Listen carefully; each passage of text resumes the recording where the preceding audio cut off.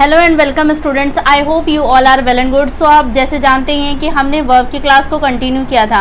Verb में भी हम एडवांस वर्ब के टॉपिक तक पहुंच चुके थे, जहां पे सबसे पहले हमने बात करी थी इन्फिनेटिव की। जिरेंड और पार्टिसिपल तीन फॉर्म है जो हमें पढ़ना है, जिसमें से पहला इन्फिनेटिव हम शुरू कर चुके थे। इन्फिनेटिव क्या होता है, किस तरीके से यूज़ किया जाता है, हमने देखा था। और हमने ये भी समझा था कि इन्फिनेटिव हमारे पास दो टाइप के होते हैं। पहला होता है टू इन्फिनेटिव, जिसको हम फुल इन्फिनेटिव भी बोलते हैं, and the second one is a bare infinitive. ठीक है, तो यहाँ पर जो फुल इन्फिनेटिव है या टू इन्फिनेटिव है, उसको तो हम कंप्लीट कर चुके थे, समझ चुके थे। आज हम उससे एक स्टेप आगे बढ़ेंगे। आज समझेंगे बेयर इन्फिनेटिव क्या होता है, किस तरीके से उसको यूज़ किया जाता है, कहाँ कहाँ पर उसे यूज़ किया जाता है, और एग्ज़ाम में इससे बेस्ड किस किस तरीके के एरर पूछे गए हैं। तो आई होप कि आप तैयार हैं आज की क्लास को सीखने के लिए। तो शुरू करते हैं स्टूडेंट्स। आप किसी भी एग्ज़ाम की प्रिपरेशन कर रहे हो, चाहे वो यूपीएससी ईओ एओ का एग्ज़ाम हो, एसएससी का कोई एग्ज़ाम हो, बैंकिंग का हो, सीडीएस हो, एनडीए हो, हर एग्ज़ाम के प्रोस्पेक्टिव से वर्ब एक मोस्ट इम्पॉर्टेंट टॉपिक है किसी भी कॉम्पिटिटिव एग्ज़ाम के लिए। सो स्टार्ट करते हैं क्लास को। जैसे कि हमने बात किया, हम इससे पहली क्लास में पढ़ चुके थे।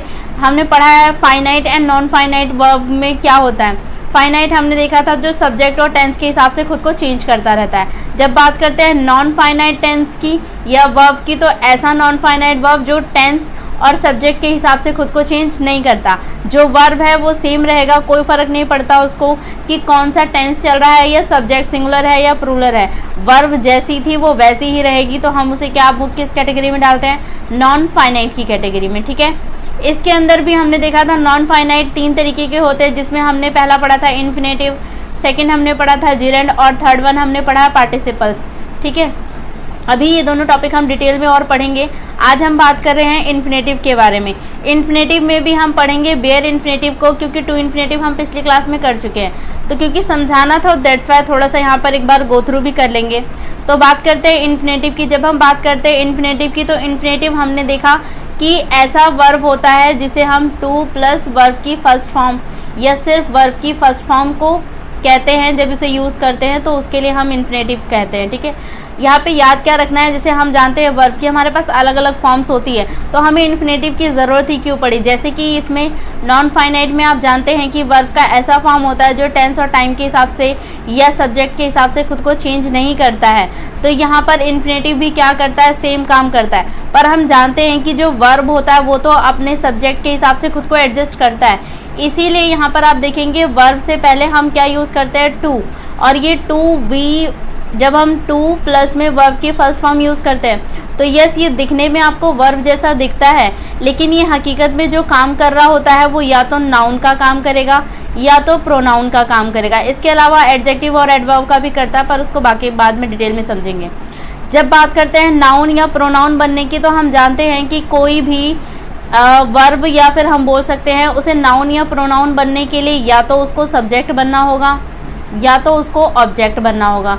तो सेम चीज़ यहाँ पर भी फॉलो होगी। जो टू प्लस वर्ब की फर्स्ट फॉर्म है या वर्ब की फर्स्ट फॉर्म है, यस ये वर्ब है, लेकिन ये वर्ब यहाँ पर आप देखेंगे सेंटेंस के अंदर वर्ब का काम ना करके आप देखेंगे नाउन, प्रोनाउन, एडवर्ब, इन सब चीज़ों का यहाँ पे काम करते हुए आपको नजर आएंगे। ठीक है, अब हम इसी के साथ जब बात करते हैं टू इन्फिनेटिव की, इसको हम फुल इन्फिनेटिव भी बोलते हैं, तो इसके साथ हम टू प्लस वर्ब की फर्स्ट फॉर्म यूज़ करते हैं। तो जहाँ भी आएगा ये अपने साथ टू लेके आएगा, और जब टू और वर्ब की फर्स्ट फॉर्म मिलता है तो ये वर्ब ना होके नाउन या फिर प्रोनाउन का काम करने लग जाता है। ठीक है, इसी तरीके से वर्ब की फर्स्ट फॉर्म की बात करें तो यहाँ पर भी वर्ब की फर्स्ट फॉर्म है, और ये भी किस लिए यूज़ होगा, तो याद रखना कि नॉन फाइनाइट यानी कि इसका कोई फ़र्क नहीं पड़ता कि कौन सा टेंस है, कौन सा सब्जेक्ट है। वर्ब की फर्स्ट फॉर्म है तो वर्ब की फर्स्ट फॉर्म ही आएगी। लेकिन वर्ब की फर्स्ट फॉर्म जिसे हम बेयर इन्फिनेटिव कहते हैं, जैसे आपने पढ़ा होगा बेयर फुट हम बोलते हैं, बेयर फुट मतलब नंगे पैर जिसे हम बोलते हैं, तो यहाँ पे इन्फिनेटिव इसको भी बेयर लगाते हैं, दैट मीन्स कि ये खाली है।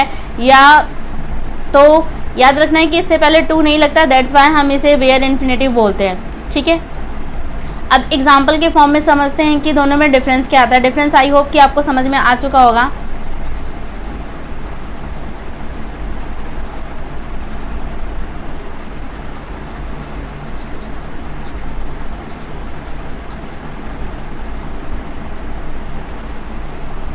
तो जैसे हमने बात किया कि बेयर इन्फिनेटिव में क्या होता है, वर्ब की फर्स्ट फॉर्म को यूज़ किया जाता है, और यहाँ पे टू प्लस वर्ब की फर्स्ट फॉर्म को क्या किया जाता है, यूज़ किया जाता है। फॉर एग्जाम्पल, जैसे कि एक एग्जाम्पल लेके हम समझते हैं। मैंने कहा आई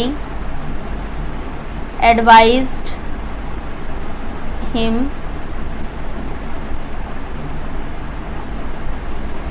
दैट ही सिंग। ऐसे ही एक एग्जाम्पल और ले लेते हैं, आई एडवाइज्ड हिम टू सिंग। अब यहाँ पर आप देखेंगे दोनों का सेंस तो सेम है, और दोनों ही एक्शन पढ़ के आपको समझ में आ रहा होगा कि दोनों ही एक्शन कैसे हैं, येट टू बी हैपेंड है, कि अभी हुए नहीं है, होंगे। क्योंकि एडवाइस देने का मतलब है कि आप पहले सलाह दे रहे हैं, एक्शन बाद में परफॉर्म होगा, ठीक है। तो यहाँ पर आप देखेंगे कि आई क्या है, सब्जेक्ट है, और एडवाइस क्या हो गया, यहाँ पे मेन वर्ब का काम कर रहा है। हिम यहाँ पे क्या है, ऑब्जेक्ट है, और आप देखेंगे टू सिंग, ये जो यहाँ पे यूज़ किया गया है टू सिंग, ये क्या है, टू और वर्ब की फर्स्ट फॉर्म, दैट मीन्स ये क्या हो गया, टू इन्फिनेटिव है जो यहाँ पर यूज़ किया गया। इसी तरीके से यहाँ पर देखेंगे आई एडवाइज्ड हिम, यहाँ पर सब्जेक्ट ये हो गया, हिम यहाँ पे ऑब्जेक्ट हो गया, दैट क्या सलाह दी, ही सिंग। अब यहाँ पे जैसे मैंने बताया कि इस बात का कोई फ़र्क नहीं पड़ेगा, यहाँ पे आई की जगह पे आप वी कर देंगे तो भी ये टू सिंग ही रहेगा। इसी तरीके से यहाँ पर आई की जगह पे कुछ भी चेंज करेंगे कोई फ़र्क नहीं पड़ेगा, जबकि यहाँ पर ही की जगह पे भी आप यू कर देंगे तो ये यू सिंग ही आएगा, ठीक है। दैट मीन्स ये क्या है, बेयर इन्फिनेटिव है जो अपने साथ टेंस और सब्जेक्ट के हिसाब से खुद को चेंज नहीं करती है, जैसी है वैसे ही यूज़ किया जाता है। अब यहाँ पर बात करते हैं कि बेयर इन्फिनेटिव का यूज़ क्या होता है। टू इन्फिनेटिव को हम बहुत डिटेल में पढ़ चुके हैं, दैट्स वाई ये सिर्फ। सो स्टूडेंट्स, आज हम बात करने वाले हैं यूजेस ऑफ बेयर इन्फिनेटिव की। बेयर इन्फिनेटिव को कहाँ कहाँ किस किस तरीके से यूज़ किया जाता है, और एग्ज़ाम में किस तरीके से इसके क्वेश्चन पूछे जाते हैं, किस फॉर्म में पूछे जाता है, उसको समझेंगे। तो सबसे पहले बात करते हैं परसेप्शन और पॉजिटिव वर्ब, जिसको हम वर्ब ऑफ परसेप्शन भी बोलते हैं, वर्ब ऑफ परसेप्शन भी बोलते हैं। अब वर्ब ऑफ परसेप्शन या पॉजिटिव वर्ब हम किसे बोलते हैं, तो जब हम बात करते हैं वर्ब ऑफ परसेप्शन की, तो कोई भी फिजिकल कैरेक्टर के बारे में जब आप जानने के लिए अपने सेंसेस को यूज़ करते हैं, उसे ही हम क्या बोलते हैं, वर्ब ऑफ परसेप्शन। मतलब कि जैसे मान लो कि अगर ये डेस्क है, मुझे देखना है कि ये स्मूथ है या हार्ड है, कैसा है, तो उसके लिए मैं क्या करूँगी, अपने सेंस को यूज़ करूँगी, दैट मीन्स अपने स्किन को यूज़ करूँगी, उसे टच करके फील करूँगी। तो इसे ही हम क्या बोलते हैं, वैल्यू ऑफ परसेप्शन या पॉजिटिव वर्ब बोलते हैं। आई होप कि इसका मीनिंग आपको समझ में आया होगा। जैसे एग्जाम्पल के लिए आप देखेंगे यहाँ पे मेक है हो गया, लेट हो गया, सी करना, हेयर करना, लिसन करना भी इसमें आता है, वॉच, हेल्प, इसके अलावा हैव भी आता है। तो ये कुछ वर्ब्स हैं जिसको हम क्या करते हैं, यूज़ करते हैं किसी भी चीज़ के फिजिकल कैरेक्टर को जानने के लिए। तो ऐसे वर्ब को हम वर्ब ऑफ परसेप्शन या पॉजिटिव वर्ब कहते हैं। इसमें याद रखना है कि जब हम वर्ब ऑफ परसेप्शन या पॉजिटिव वर्ब को यूज़ करते हैं तो इसके साथ सिर्फ और सिर्फ वर्ब की फर्स्ट फॉर्म को हम क्या करते हैं, यूज़ करते हैं। इसके साथ वर्ब की सेकंड थर्ड फॉर्म कभी यूज़ नहीं होती है। जैसे एग्जाम्पल के लिए देखेंगे, my father doesn't let me smoke, तो यहाँ पर आप देखेंगे लेट गिवन है, और ये माई फादर यहाँ पे क्या हो गया, ये सब्जेक्ट हो गया, डजेंट ये मेन वर्ब का काम कर रहा है, लेट मी स्मोक तो ये यहाँ पर आप देखेंगे मेन वर्ब का भी काम कर रहा है। तो यहाँ पे ये जो लेट है और साथ में स्मोक है, आप देखेंगे इसके साथ यूज़ किया गया है। तो ये जो स्मोक है ये वर्ब की फर्स्ट फॉर्म है, और आप देखेंगे कि ये क्या हो गया, बेयर इन्फिनेटिव का काम कर रहा है, ठीक है। तो याद रखना है इस बात को कि जब भी हम बात करते हैं बेयर इन्फिनेटिव की, तो बेयर इन्फिनेटिव में इस बात का कोई फ़र्क नहीं पड़ता कि सब्जेक्ट कौन सा है या फिर टेंस कौन सा चल रहा है, वर्ब की फर्स्ट फॉर्म वो हमेशा वर्ब की फर्स्ट फॉर्म ही रहती है। और जब हम बात करते हैं पॉजिटिव वर्ब की या वर्ब ऑफ परसेप्शन की, तो उनके साथ हमेशा मेन वर्ब की फर्स्ट फॉर्म ही यूज़ किया जाता है, ठीक है। तो जैसे कि हमने यहाँ पर यूज़ किया है, तो आई होप कि ये आपको अच्छे से क्लेरिफाई हुआ होगा। इसी तरह एक और एग्जांपल ले सकते हैं, आई लेट हिम गो, तो यहाँ पर भी आप देखेंगे लेट क्या है, मेन वर्ब का काम कर रहा है, हिम क्या है, ये ऑब्जेक्ट है, और आई यहाँ पर क्या है, सब्जेक्ट है। इसके बाद भी आप देखेंगे यहाँ पर गो यूज़ किया गया। अगर यहाँ पे आई की जगह आप चेंज कर देंगे ना, यू लेट हिम या यू लेट गो, या इसमें आप सब्जेक्ट को चेंज करेंगे या टेंस को चेंज करेंगे, तो भी आप देखेंगे गो का गो ही रहेगा, इसमें कोई चेंज नहीं आएगा, ठीक है। तो पहला यूज़ हमने यहाँ पर समझा कि कब हम बेयर इन्फिनेटिव को यूज़ करते हैं, ये इसका फर्स्ट यूज़ था। बात करते हैं सेकंड यूज़। सेकंड यूज़ जो है वो मॉडल वर्ब से है, कि जब हम मॉडल्स को यूज़ करते हैं या जो मॉडल वर्ब होते हैं उनको यूज़ करते हैं, तो आप देखेंगे उनके साथ भी हम हमेशा क्या लेते हैं, वर्ब की फर्स्ट फॉर्म यूज़ करते हैं। ये आपने नॉर्मल भी देखा होगा टेंस वगैरह में, या जब भी आपने मॉडल वर्ब की लेक्चर को देखा होगा तो वहाँ पर भी आराम से आपने समझा होगा इस बात को कि काफ़ी मेन रूल की तरह इसको यूज़ किया जाता है कि मॉडल वर्ब के साथ हमेशा वर्ब की फर्स्ट फॉर्म यूज़ की जाती है। फिर उस वर्ब की फर्स्ट फॉर्म को इस बात से कोई फ़र्क नहीं पड़ता कि सब्जेक्ट क्या है, वर्ब क्या है, सब्जेक्ट क्या है, टेंस क्या है, कोई मतलब नहीं है, ठीक है। वर्ब की फर्स्ट फॉर्म मतलब वर्ब की फर्स्ट फॉर्म ही आएगी, ठीक है। जैसे यहाँ पर आप देखेंगे कैन हो गया, कुड हो गया, माइट हो गया, मे हो गया, शुड हो गया, would, will, shall, must, need, ये सब क्या है, ये सब मॉडल वर्ब है। और इनके साथ जब भी हम यूज़ करेंगे तो हम जानते हैं वर्ब की फर्स्ट फॉर्म ही इनके साथ यूज़ करते हैं। एक्टिव सेंस में, पैसिव फॉर्म की बात हम नहीं कर रहे, ठीक है। तो यहाँ पर आप देखेंगे जैसे example you should go now, तो ये जो गो है ये आप देखेंगे क्या है, वर्ब की फर्स्ट फॉर्म है। और शुड एक मॉडल वर्ब है, मॉडल वर्ब के साथ हमने क्या यूज़ किया है, गो यूज़ किया है, ठीक है। तो यहाँ पर आपको अच्छे से क्लैरिफाई हुआ। नेक्स्ट वाले में देखेंगे यू नीड नॉट कम। अब यहाँ पर आप देखेंगे नीड क्या है, मॉडल वर्ब है, और इसके साथ हमने यूज़ किया कम। कम क्या है, वर्ब की फर्स्ट फॉर्म। तो याद रखना है कि मॉडल वर्ब के साथ भी हम क्या करते हैं, वर्ब की फर्स्ट फॉर्म को यूज़ करते हैं। आई होप कि ये भी क्लैरिफाई हुआ होगा। अब बात करते हैं थर्ड रूल की। थर्ड जो इसका यूज़ है वो हैड, बेटर या वुड, रेदर, या हम बोल सकते हैं जब भी आप बात करते हैं हम हैड की, हम बात करते हैं वुड की, इनके साथ कभी भी आप सूनर, रेदर या फिर बेटर, इन तीनों में से कोई भी वर्ब अगर इसके साथ यूज़ होता है तो हमेशा इसके साथ हम क्या लेते हैं, वर्ब की फर्स्ट फॉर्म ही यूज़ करते हैं। ये भी ध्यान रखना है। तो हैड सूनर आ गया तो उसके साथ भी वर्ब की फर्स्ट फॉर्म, हैड रेदर आ गया उसके साथ भी वर्ब की फर्स्ट फॉर्म, हैड बेटर आ गया उसके साथ भी वर्ब की फर्स्ट फॉर्म। इसी तरीके से वुड सूनर आ गया तो भी वर्ब की फर्स्ट फॉर्म ही यूज़ होगी, वुड रेदर आ गया तो भी वर्ब की फर्स्ट फॉर्म यूज़ होगी, वुड बेटर आ गया तो उसके साथ भी क्या होगा, वर्ब की फर्स्ट फॉर्म को ही हम क्या करते हैं, यूज़ करते हैं। एग्जाम्पल के लिए आप देख सकते हैं you have better take this offer, it will change your life. तो अच्छा क्या होगा कि आप इस ऑफ़र को क्या कर ले, एक्सेप्ट कर ले। तो यहाँ पर भी आप देखेंगे हैड बेटर है और उसके साथ हमने यूज़ किया है टेक, और हम जानते हैं टेक क्या है, वर्ब की फर्स्ट फॉर्म है, तो इसके साथ हमेशा वर्ब की फर्स्ट फॉर्म ही यूज़ किया जाता है। इसी तरीके से नेक्स्ट वाले एग्जांपल में देखेंगे she had rather sit jobless than work with you, खाली बैठे इससे अच्छा क्या है कि वो तुम्हारे साथ काम कर ले। तो यहाँ पर भी आप देखेंगे हैड और रेदर यूज़ किया गया, हैड रेदर के साथ भी क्या यूज़ करते हैं, वर्ब की फर्स्ट फॉर्म। तो यहाँ पर भी क्या है, वर्ब की फर्स्ट फॉर्म यूज़ किया गया। आई होप कि ये भी आपको अच्छे से क्लैरिफाई हुआ होगा। बात करते हैं नेक्स्ट, ये है हमारे पास फोर्थ यूज़ इसका। जब बात करते हैं बट की या बात करते हैं एक्सेप्ट की, जब भी बट या एक्सेप्ट हम यूज़ करते हैं तो उसके साथ भी हम क्या लगाते हैं, वर्ब की फर्स्ट फॉर्म को ही यूज़ करते हैं। एग्जाम्पल के लिए आप समझ सकते हैं he does nothing but play games on his PC. तो यहाँ पर आप देखेंगे एक्सेप्ट, ये क्या कर रहा है, दो क्लोज को जोड़ने के काम कर रहा है, ही डिड नथिंग और play games on his computer. तो यहाँ पर आप देखेंगे कि ये क्या कर रहा है, कंजंक्शन का काम कर रहा है। और यहाँ पर जब बात करते हैं एक्सेप्ट की तो ये भी अपने साथ क्या रहता है, वर्ब की फर्स्ट फॉर्म प्ले। ठीक है, आई होप स्टूडेंट्स ये भी आपको अच्छे से क्लैरिफाई हुआ होगा। तो यहाँ पर हमने बात किया बेयर इन्फिनेटिव क्या होता है, बेयर इन्फिनेटिव का किस तरीके से यूज़ किया जाता है। अब कुछ क्वेश्चन देखते हैं जो एग्जाम में इसी बेयर इन्फिनेटिव से पूछे गए हैं। तो देखेंगे कुछ क्वेश्चन जो कि बेयर इन्फिनेटिव पे ही बेस्ड है। बात करते हैं फर्स्ट क्वेश्चन की। There are indications that Jawaharlal Nehru was inclined towards negotiation but feared his home minister Govind Ballabh Pant would play the nation card and ousted him. No error।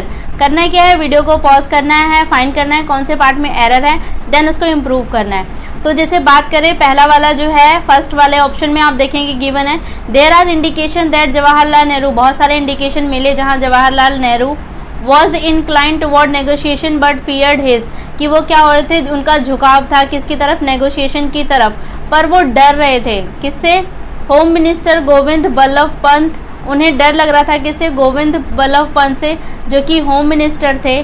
Play the nation card, की वो हो सकता है nation card खेलें, या ousted him, ousted का मतलब होता है बेदखल करना या बाहर निकाल देना, उसके लिए यूज़ करते हैं हिम, कि उन्हें क्या करें, नेशनल कार्ड खेल के उन्हें बाहर भी निकलवा सकते हैं। तो आप यहाँ पर देखेंगे तो जैसे हमने यहाँ पर बात किया तो ये जो हमारे पास फर्स्ट वाले ऑप्शन में तो हमने देखा था कोई एरर यहाँ पर हमें नहीं दिख रहा था।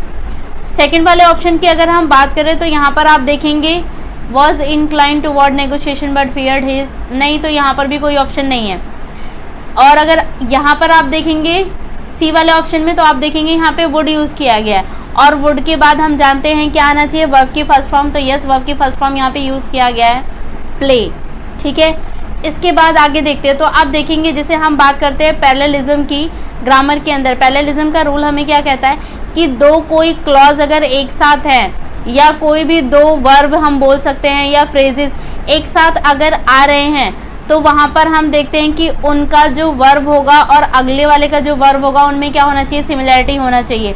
जैसे यहाँ पर आप देखेंगे वुड पे, यहाँ पे वर्ब की फर्स्ट फॉर्म यूज़ किया गया है। इसी तरीके से आप देखेंगे ये भी तो पैरेललिज्म के कॉन्सेप्ट को ही वो कर रहा है। पहला क्लॉज ये यहाँ से लेके आप देख सकते हैं बलवपन से लेके यहाँ तक का ये हमारा फर्स्ट क्लॉज है। इसके बाद ये सेकंड क्लॉज आप कह सकते हैं आउटस्टिड हिम, ये सेकंड वाली क्लॉज है। दोनों क्लॉज को एंड से क्या किया गया है, जोड़ा गया है। इससे पहले वाले में आप देखेंगे वुड वर्ब की फर्स्ट फॉर्म है, जबकि यहाँ पर आप देखेंगे वर्ब की थर्ड फॉर्म क्या है, यूज़ किया गया है। और हम जानते हैं दोनों में क्या होना चाहिए, पैरेललिज्म होना चाहिए। दैट मीन्स यहाँ पे क्या आना चाहिए, वर्ब की फर्स्ट फॉर्म आना चाहिए। तो यहाँ पर आप देखेंगे एरर कौन से पार्ट के अंदर है, तो यहाँ पर एरर जो है वो डी पार्ट के अंदर है। यहाँ पर ऑस्टिड ना होके OUST ओस्ट होना चाहिए था। ठीक है, तो ये क्या हो जाएगा, इसका राइट आंसर हो जाएगा। वर्ब की फर्स्ट फॉर्म यहाँ भी है, वर्ब की फर्स्ट फॉर्म यहाँ पर भी है। और आप देखेंगे इसके साथ मॉडल वर्ब के साथ जो हम यूज़ करते हैं वर्ब की फर्स्ट फॉर्म, ये बेयर इन्फिनेटिव होता है। सेकंड वाला क्लॉज भी हम ऐड करें तो वो भी किस में रहना चाहिए, वर्ब की first form, that means bare infinitive में होना चाहिए। तो आई होप दोनों ही कॉन्सेप्ट से आपको समझ में आया होगा। पहला कॉन्सेप्ट यही कि मॉडल वर्ब के साथ जब भी हम यूज़ करेंगे तो वर्ब की फर्स्ट फॉर्म यूज़ करेंगे, और दूसरा यहाँ पे पैरेललिज्म का कॉन्सेप्ट लगा कि पहले वाले दो क्लॉज को अगर आप एंड से जोड़ रहे हैं तो दोनों की जो वर्ब होने चाहिए वो क्या होने चाहिए, सेम होने चाहिए। वर्ब की फर्स्ट फॉर्म अगर यहाँ है तो वर्ब की फर्स्ट फॉर्म ही दूसरी तरफ भी होनी चाहिए। ठीक है, आई होप कि आपको ये क्वेश्चन अच्छे से क्लैरिफाई हुआ होगा।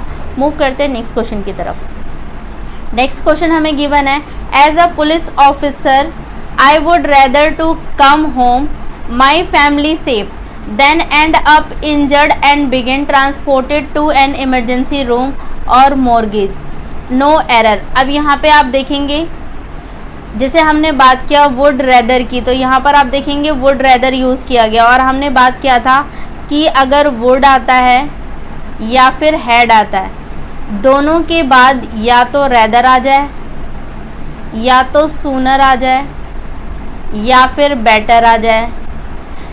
इनमें से कुछ भी आता है इनके साथ, तो हमने देखा था कि वो क्या यूज़ करते हैं, वर्ब की फर्स्ट फॉर्म यूज़ करते हैं। तो यहाँ पर भी आप देखेंगे वुड रेदर है पर इसके साथ टू कम यूज़ किया गया, जबकि हमने बात किया सिर्फ वर्ब की फर्स्ट फॉर्म यूज़ करना है। हमने नहीं कहा कि टू इन्फिनेटिव को यूज़ किया जाता है। दैट मीन्स यहाँ पर अगर एरर की बात करें तो ए पार्ट के अंदर एरर है, और एरर को इम्प्रूव कैसे करेंगे, ये जो टू है इसको आप यहाँ से रिप्लेस कर देंगे। दैट मीन्स यहाँ पे जो राइट ऑप्शन हो जाएगा, इस पूरे को टू कम को हम रिप्लेस कर दे सिर्फ किससे, कम से। ठीक है, तो राइट क्या हो जाएगा, as a police officer I would rather come home. ठीक है, तो आई होप कि ये क्वेश्चन भी आपको अच्छे से समझ में आया होगा। मूव करते हैं नेक्स्ट क्वेश्चन की तरफ, अगर इन दोनों ही क्वेश्चन में कोई डाउट नहीं है तो। नेक्स्ट क्वेश्चन हमें गिवन है, the bus driver tried hard to make the bus arrived at its destinations at the appointed time. तो जो ड्राइवर है बस का वो काफ़ी हार्ड कोशिश कर रहा था कि बस क्या हो सके, अराइव्ड हो सके अपनी डेस्टिनेशन पे जो भी अपॉइंटेड टाइम है उस टाइम तक। ठीक है, तो यहाँ पर आप देखेंगे जैसे हमने बात किया, यहाँ पे यूज़ किया गया है मेक, और हमने अभी बात की थी वर्ब ऑफ परसेप्शन की या पॉजिटिव वर्ब की। वहाँ पे हमने कुछ वर्ब देखे थे जिनके साथ हम क्या यूज़ करते हैं, वर्ब की फर्स्ट फॉर्म को ही यूज़ करते हैं। तो ऑप्शन में चेक करते हैं, यहाँ पे गिवन है हार्डली टू मेक द बस, मुश्किल से तो कोशिश करता, तो ये एक नकारात्मक सेंस देने लग जाता है। यहाँ पे ऐसा नहीं है, बस वो बताने की कोशिश कर रहा है कि कितना मुश्किल से वो कोशिश कर रहा था, कि बहुत हार्ड यानी कि काफ़ी कड़ी मेहनत कर रहा था ताकि वो टाइम पे, अपॉइंटेड टाइम पे ही क्या कर पाए, अपनी डेस्टिनेशन पे बस को पहुँचा पाए। ठीक है, तो ये वाला सेंस तो नहीं है।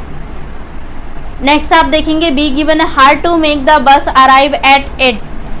यहाँ पर क्या है, hard to make the bus arrived, यहाँ पे हमें गिवन है अराइव्ड और यहाँ पर आ रहा है अराइव।